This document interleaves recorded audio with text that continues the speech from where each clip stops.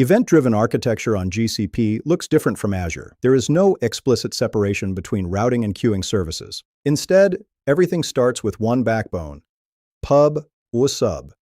In the next 90 seconds, you'll know exactly how to build EDA correctly on GCP.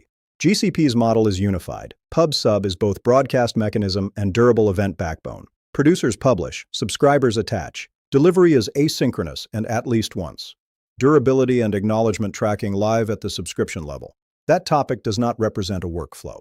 It represents a fact. Consumers subscribe independently, acting as their own delivery streams. Unlike Azure, you do not insert a separate queue service for durability. Responsibility is defined per subscription, not per topic.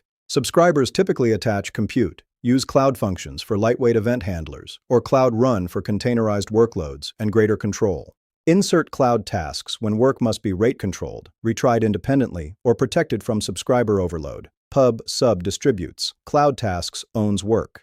When the requirement is ordered, replayable stream processing, use Dataflow. When ordering matters across partitions, configure ordering keys. The GCP decision rule is simple. Pub-sub is your backbone. Attach stateless compute for reaction. Insert cloud tasks for isolation and retry control. Use Dataflow for analytics. The common mistake is embedding workflow coordination directly inside subscribers. That collapses decoupling. Pub-sub distributes events. It does not coordinate.